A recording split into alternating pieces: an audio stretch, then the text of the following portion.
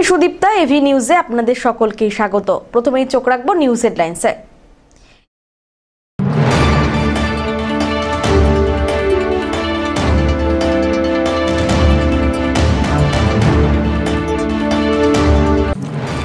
ময়নাগুড়িতে চাঞ্চল্যকর খুনের ঘটনায় গ্রেপ্তার মূল অভিযুক্ত, 8 দিনের পুলিশি হেফাজতের নির্দেশ।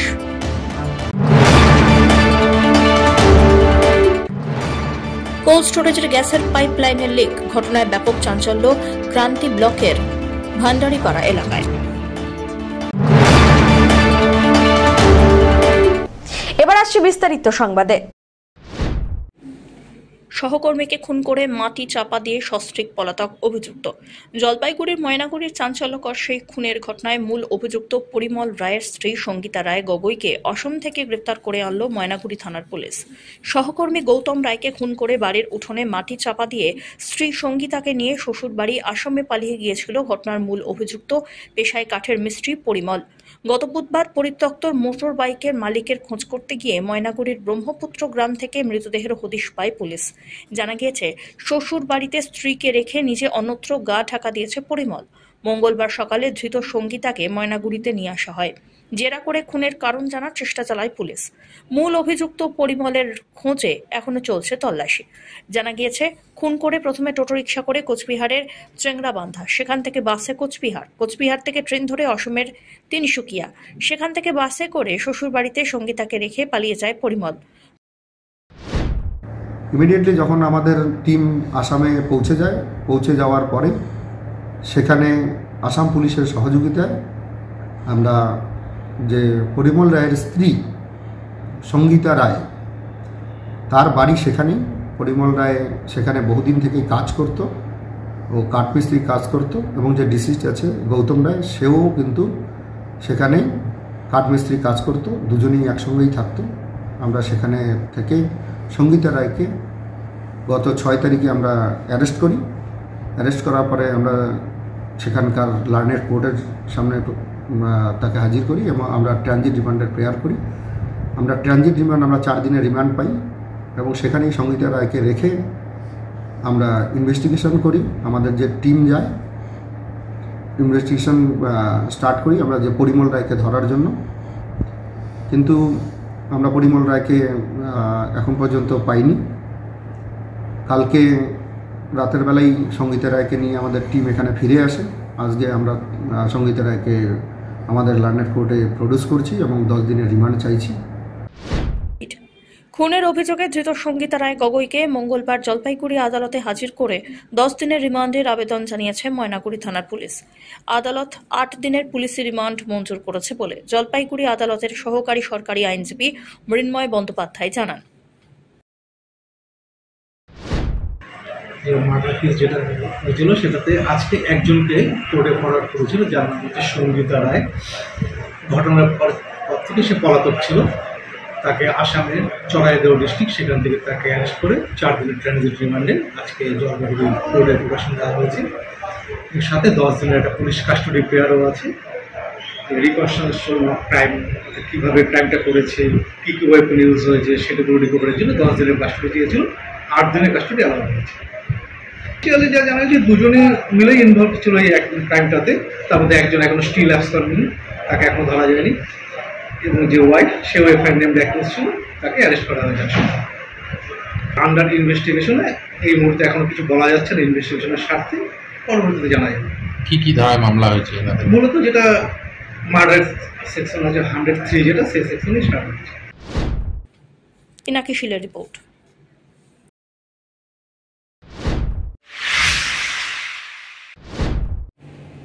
কোল্ড স্টোরেজের গ্যাসের পাইপ লাইনে লিক ঘটনায় ব্যাপক চাঞ্চল্য ছড়ালো ক্রান্তি ব্লকের ভান্ডারিপাড়া এলাকায়। জানা গিয়েছে, ক্রান্তি ব্লকের ভান্ডারিপাড়া এলাকায় অবস্থিত বাবা মহাকাল কোল্ড স্টোরেজ এদিন সকালবেলায় কোল্ড স্টোরেজের অ্যামোনিয়া গ্যাসের পাইপ লাইনে লিক করেছে বলে খবর ছড়িয়ে পড়ে।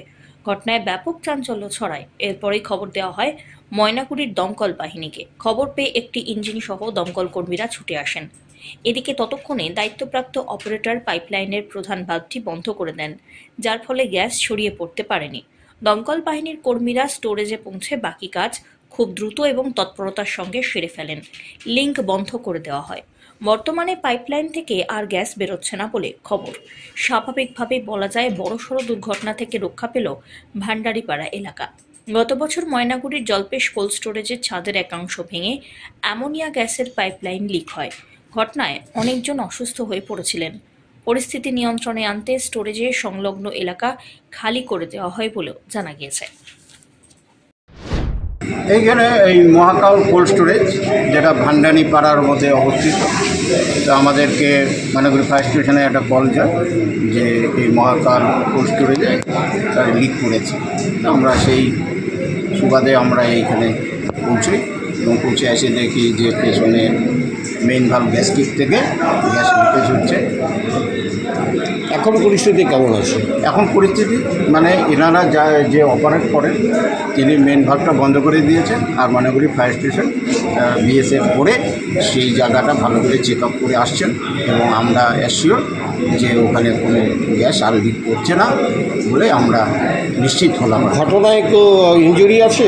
হ্যাঁ, ঘটনায় কেউ অসুস্থ হয়েছে? না, এখানে কেউ অসুস্থ হয়নি। এটা একটা ভালো দিক যে না, এখানে মানে ক্যাজুয়ালিটি আমরা পাইনি, কেউ অসুস্থ হয়নি।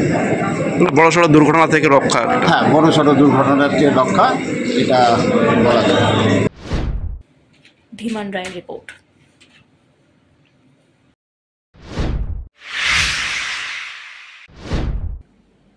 পশ্চিমবঙ্গ প্রদেশ কংগ্রেসের নির্দেশে রাজ্য সরকার কর্তৃক স্মার্ট মিটার চালু এবং বিদ্যুৎ বিল বৃদ্ধি করে সাধারণ মানুষের উপরে অতিরিক্ত অর্থনৈতিক বোঝা চাপানোর বিরুদ্ধে প্রতিবাদ ও স্মারকলিপি প্রদান হলো। আজ শহরের ব্লক কংগ্রেস কমিটির উদ্যোগে উকিলপাড়ার Maskalaibari west Bengal state electricity distribution company লিমিটেডের সামনে বিক্ষোভ প্রদর্শন করেন তারা। তাদের মূল দাবি, অবিলম্বে স্মার্ট মিটার লাগানো বন্ধ করতে হবে। বিপিএল ভুক্ত প্রত্যেক পরিবারকে 100 ইউনিট করে বিনামূল্যে বিদ্যুৎ বিল প্রদান করতে হবে। সঙ্গে বিভিন্ন ধর্মীয় স্থানে বিনামূল্যে বিদ্যুৎ সরবরাহ করার দাবিতে এই দিনের বিক্ষোভ প্রদর্শন বলে জানান তিনি। এদিন West Bengal state electricity distribution কোম্পানির সামনেই বিক্ষোভ প্রদর্শন করেন তারা। আপনারা ইতিমধ্যেই জানেন যে রাজ্য সরকার পিছনের দরজা দিয়ে মানুষের বাড়িতে স্মার্ট মিটার লাগিয়ে সেই স্মার্ট মিটারের নামে মানুষকে অর্থনৈতিকভাবে জরাজীর্ণ করে দেওয়ার, অর্থনৈতিক দিক দিয়ে পঙ্গু করে দেওয়ার একটা সুবন্দোবস্ত করেছে। এটা একটা চক্রান্ত। রাজ্য সরকার এটা করতে পারে না। রাজ্য সরকারের এই ফ্যাসিস্ট নীতির বিরুদ্ধে আজকে আমরা এখানে ডেপুটেশন দিতে এসেছি। এর সঙ্গে কতগুলো দাবিও আমাদের রয়েছে, যেমন কংগ্রেস শাসিত অন্যান্য যে সমস্ত ওয়ার্ডগুলো রয়েছে, অন্যান্য যে সমস্ত রাজ্যগুলো রয়েছে, সেখানে বিদ্যুৎ যথেষ্ট সস্তা। গরিব মানুষের কথা বিবেচনা করে সেখানে বিদ্যুৎকে সস্তা করা হয়েছে। উল্টো পশ্চিমবঙ্গ সরকার বিদ্যুতের দাম বেশি এবং যারা বিপিএলভুক্ত পরিবার রয়েছে রাজ্যে, তাদেরকে আমরা দাবি করেছি যে 100 ইউনিট করে বিদ্যুৎ তাদেরকে ফ্রি দিতে হবে। আর এর সঙ্গে আমাদের দাবি রয়েছে মন্দির মসজিদ সহ যে ধর্মীয় প্রতিষ্ঠানগুলো রয়েছে, যে সমস্ত এনজিও রয়েছে যারা মানুষের সেবায় প্রতিনিয়ত নিজেদেরকে নিয়োজিত রাখে, যে সমস্ত ক্লাব প্রতিষ্ঠানগুলো রয়েছে যারা মানুষের সেবায় প্রতিনিয়ত কাজ করে চলেছে, সেই সমস্ত প্রতিষ্ঠানগুলোকে বিদ্যুতের বিল ফ্রি করে দিতে হবে, অর্থাৎ বিনামূল্যে বিদ্যুৎ দিতে হবে। অমিত বণিকের রিপোর্ট।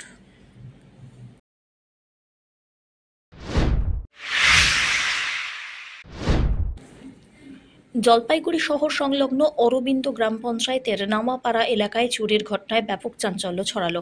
ভর সন্ধ্যায় ফাঁকা বাড়ি পেয়ে সোনা দানা টাকা পয়সা নিয়ে চম্পট দেয় চোরের দল। সোমবার সন্ধ্যায় কিছুক্ষণের জন্য বাড়ির বাইরে বেরিয়েছিলেন পরিবারের সদস্যরা। এরই মধ্যে বাড়িতে ঢুকে আলমারিতে রাখা 30,000 টাকা সোনার গয়না সহ সব মিলিয়ে প্রায় 2 লক্ষাধিক টাকার সামগ্রী নিয়ে চম্পট দেয় চোর। খবর পেয়ে কোতোয়ালি থানার পুলিশ কর্মীরা ঘটনাস্থলে ছুটে যান। ঘটনার তদন্ত শুরু হয়। চোরদের খোঁজে তল্লাশি চালাচ্ছে পুলিশ। বাড়িতে কেউ ছিল না, আমি তো ডিউটিতে ছিলাম। আর এদিকে আমার ওয়াইফ ছিল, ও টিউশন পড়তে এসে ছেলেকে নিয়ে, আর মা বাবা একটু বাইরে বেরিয়েছিল। এর মধ্যেই ঘটনা ঘটছে। কি কি হারিয়ে নিয়ে গেছে? আমার এখানে 30,000 টাকা ছিল ক্যাশ, আর সোনাদানা ছিল প্রায় 1.5-2 লাখ টাকার মতো সোনাদানা ছিল। এই সব কিছু নিয়ে চলে গেছে। আর কাগজপত্র কিছু ছিল, সেগুলোও নিয়ে গেছে। কতক্ষণের মধ্যে এরকম ঘটনা কখন এটা ঘটনাটি 4টা সাড়ে 4টার মধ্যে এরকম টাইমে হচ্ছে আর কি। আচ্ছা, তো বলছি হ্যাঁ, দরজা তোমার আমাদের অ্যাকচুয়ালি দরজা এখানে ছিল, দরজা খুলে ড্রয়ারটা সব ভেঙে নিয়ে চলে গেছে। আমরা চাচ্ছি এটা তদন্ত হয়ে যেন সঠিক বিচারটা হয়, যাতে কে করলো এটা আমরা সঠিক জানতে চাচ্ছি। থানায় কমপ্লেন জানিয়েছেন? থানায় জানানো হয়েছে, পুলিশ এখনো আসেনি, আসবে। পিনাকি শীলের রিপোর্ট।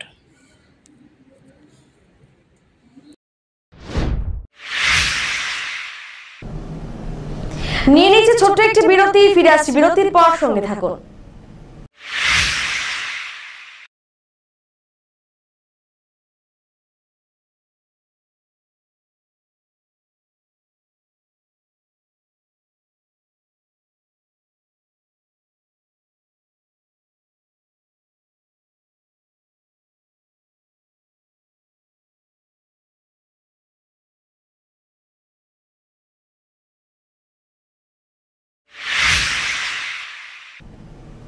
ফিরে এলাম বিরতির পর। সোমবার সন্ধ্যায় কুয়ো থেকে ছেলের ডাক শুনতে পান বাবা। এরপরে দেখেন কুয়োর মধ্যে থাকা পাইপে দাঁড়িয়ে রয়েছে ছেলে। স্থানীয়রা উদ্ধারের চেষ্টা করলেও পারেননি। পরবর্তীতে দমকল বাহিনীর কর্মীরা বেশ কিছুক্ষণের চেষ্টায় দেহটি উদ্ধার করেন। জানা গিয়েছে মৃতের নাম সুদীপ্ত ঘোষ।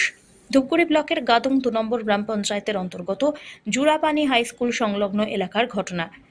জানা গিয়েছে কুয়োর মধ্য থেকে আওয়াজ পেয়ে স্থানীয়রা ছুটে আসেন। তারা উদ্ধার করার চেষ্টা করেন সেই ব্যক্তিকে। এরপরই খবর দেওয়া হয় ধূপগুড়ি দমকল কেন্দ্রে। দমকল বাহিনীর কর্মীরা ঘটনাস্থলে পৌঁছে উদ্ধার কাজ শুরু করাকালীন পাইপ লাইন থেকে নিচে পড়ে যান ওই ব্যক্তি। এরপরে দীর্ঘক্ষণের চেষ্টায় উদ্ধার করা হয় তার দেহ। তবে ততক্ষণে জলে ডুবে মৃত্যু হয়েছে ওই ব্যক্তির। দেহটি ময়নাতদন্তের জন্য জলপাইগুড়িতে পাঠানো হবে বলে জানা গিয়েছে। কখন হয়েছিল এই ঘটনাটি? এই ঘটনা 7:30টার দিকে।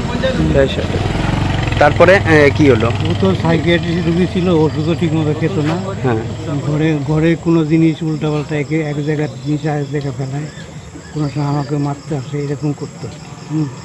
তারপরে হঠাৎ যখন কুয়োতে পড়ে গেছে তখন পাপা করে চিৎকার করলাম। তখন আমি লোকজন ডাকলাম, পরে ওঠানোর চেষ্টা করলাম। একটা রেলিং ছিল, পাইপ ছিল, ওইটার উপর দাঁড়িয়েছিল। ভাবছি জল অবশ্য কম আছে, কিন্তু জল বেশি আছে। পরে কিছুক্ষণ পরে ফায়ার ব্রিগেড ডাকা হলো, তারপর ওরা আসলো, তারপর উঠালো। নাম হলো সুদীপ্ত কুমার, ডাক নাম বোম্বা। বয়স কত হবে? 42। ধীমান রায় রিপোর্ট।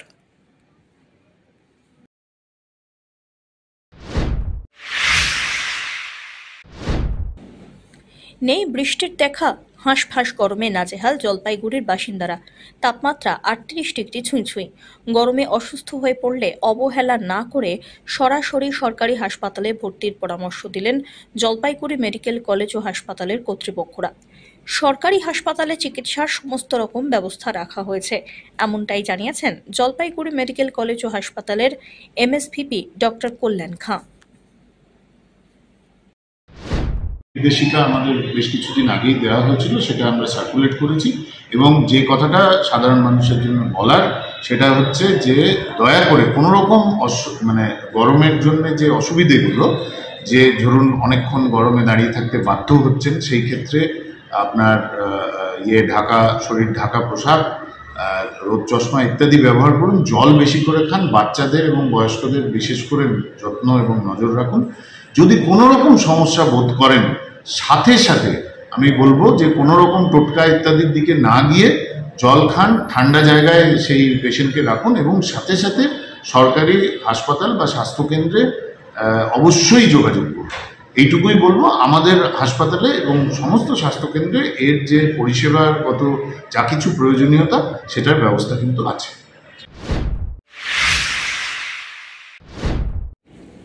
জলপাইগুড়ি শহরের পাশ দিয়ে বয়ে যাওয়া তিস্তা নদীর 1 নম্বর স্পারের কাছে বিগত কয়েকদিন ধরে একটি বিশেষ দৃশ্য নজর কেড়েছে সকলের। স্থানীয় বাসিন্দা ক্ষিতীশ মণ্ডল প্রত্যেকদিন সকাল থেকে সন্ধ্যে পর্যন্ত ব্যস্ত ছিলেন নতুন নৌকো তৈরি করতে। টানা প্রায় 15 দিন ধরে কাঠ, বাঁশ, অন্যান্য উপকরণ ব্যবহার করে নৌকাটি তিনি তৈরি করেছেন। বহু প্রতীক্ষার অবসান ঘটিয়ে সেই নৌকা সম্পূর্ণরূপে তৈরি হয়ে গেল এবং তিস্তার জলে তার শুভ সূচনা হল। নৌকাটির কাজ শেষ করা হলো, রং করা যা ইতিমধ্যে মধ্যেই সম্পন্ন হয়েছে। এ বিষয়ে ক্ষিতীশ মণ্ডল কি বললেন শুনে নিন। তবে এদিন নৌকাটি জলে নামানোর কাজ ছিল যথেষ্ট কঠিন। 5টি বাঁশের টুকরো আড়াআড়িভাবে বেঁধে প্রায় 10 জন মিলে সেটিকে নদীর জলে নামানো হয়। তিস্তার চরে কৃষিকাজ করেন বহু মানুষ। নৌকার অভাবে তাদের পণ্য এক পাশ থেকে অন্য পাশে নিয়ে যেতে সমস্যার সম্মুখীন হতে হয়। এই নতুন নৌকা সেই সমস্যার অনেকটাই সমাধান করবে বলে আশা। ক্ষিতীশবাবুর এই উদ্যোগকে একদিকে যেমন অর্থনৈতিকভাবে লাভজনক হতে চলেছেন, অন্যদিকে এটি একটি অনুপ্রেরণার নিদর্শনও বটে। এমনটাই বলছেন স্থানীয় কৃষকরা। যেখানে নিজের শ্রম, নিষ্ঠা এবং সমাজের অন্যান্য কিছু করার মানসিকতা এক সুতোয় গেঁথে রয়েছে, তিস্তার জলে সেই নতুন নৌকা যেন একটি নতুন সম্ভাবনার প্রতীক। হ্যাঁ, আমার নৌকাটা একদম কমপ্লিট রেডি করতে আমার 15 দিন লেগে গেল। 15 দিন পরে আজকে এই রোদ্রে রং টং করে তারপরে আজকে এই 10 জন 11 জন মিলে নৌকা আমি জলে ভাসাইলাম। তাতে আমার অনেক, আমার মোটামুটি 50,000 টাকা উপরে খরচা হয়ে গেছে। কেন এত টাকা লাগলো? এত টাকা লাগলো কাঠের অতিরিক্ত দাম। এখন কাঠের উপরে মিস্ত্রি খরচা, মিস্ত্রি 700 টাকা মিস্ত্রি হাজিরা দিতে হয়, প্লাস এদিকে কাঠের যে দাম, গাড়ি ভাড়া, খাওয়া খরচা সব টোটালে দিয়ে আমার মোটামুটি 50-এর উপরে পড়ে গেছে। কতটা পরিশ্রম হচ্ছিল আজকে? যে এত পরিশ্রম, আমার তো অনেক পরিশ্রম। এই যে 10 জন 11 জনের নৌকাটা নিয়েছি, ঘাইমে গেছি। এমনি গরম রৌদ্র, মানে একেবারে যান বাইরে হওয়ার জো। কি কি কাজ করবেন? নৌকা দিয়ে এখন এই যে বর্ষা আসলে হয়তো লোকজন আসে, লোকজনকে ওই আমরা একটু ঘোরাই। তারপরে আমাদের মাঠে ঘাটে ওই যে চরের মধ্যে ফসল টসল করি, সে ফসল থাকে, ফসলগুলো আমাদের নৌকা করে নিয়ে আসতে হয়। কারণ গাড়ি তো এখন আপাতত যাচ্ছে, হয়তো দেখা গেলো জল হয়ে গেলে গাড়ি যাওয়ার মতো সম্ভব থাকবে না, তখন ওই আমার নৌকা দিয়েই সমস্ত মাল টানতে লাগবে। চরে ভুট্টা করছি 5-6 বিঘা, ওই ভুট্টাগুলো আমার বা আরও অন্য যাদের নৌকা নাই তাদেরগুলোও টানিয়ে নিয়ে আসতে হয়। তারপরে আমার বিভিন্ন রকমের কাজ থাকে। ওই দেখা গেলো লাকড়িও 2-4টা ভাসলে ধরে, সে লাকড়িও আমরা ধরি। এই তো এই সমস্ত কাজ আমি করি আর কি। শুভসাচী মজুমদারের রিপোর্ট।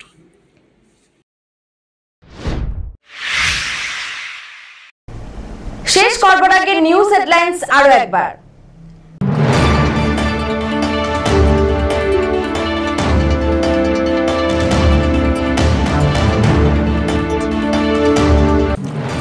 ময়নাগুড়িতে চাঞ্চল্যকর খুনের ঘটনায় গ্রেপ্তার মূল অভিযুক্ত, 8 দিনের পুলিশি হেফাজতের নির্দেশ।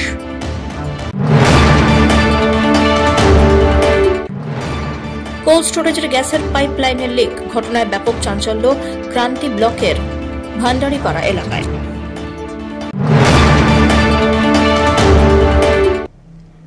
এখনকার মতন এভি নিউজ এ পর্যন্তই। পরবর্তীতে আসছি আরো সংবাদ নিয়ে। দেখতে থাকুন আমার ভিশন। নমস্কার।